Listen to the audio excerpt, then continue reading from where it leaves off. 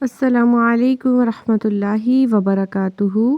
رب اشرح لی صدری ویسر لی امری واحلل عقدۃ من لسانی یفقہوا قولی۔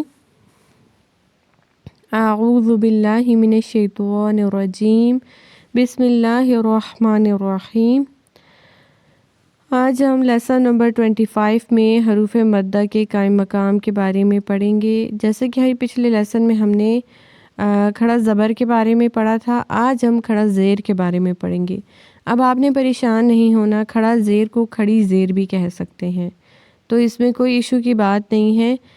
کچھ لوگ اسے کھڑی زیر کہتے ہیں، کچھ کھڑا زیر کہتے ہیں، تو اس میں زیادہ پریشان ہونے والی کوئی بات نہیں۔ تو چلیے اپنے لیسن کی طرف۔ جیسے کہ پچھلے لیسن میں ہم نے پڑھا تھا کہ کھڑا زبر الف مدہ کے قائم مقام ہوتا ہے، اسی طرح کھڑی زیر یا مدہ کے قائم مقام ہوتی ہے، ٹھیک ہے۔ جیسے با کے نیچے کھڑی زیر ہے تو با کو بھی ہم اتنا ہی کھینچیں گے جتنا ہم نے یا مدہ کو کھینچا تھا۔ دونوں کی آواز اور مقدار بالکل برابر ہوگی۔ بی بی، با کھڑی زیر بی، اور با زیر اور پھر آگے یا ساکن بی۔ پریکٹس کر لیتے ہیں۔ بسم اللہ الرحمن الرحیم۔ ایلافی بیہی عبادیہی، اب دیکھیں با الف مدہ ہے، یہ یاد رکھنا ہے آپ نے۔ رسولیہی نوریہی وقیلیہی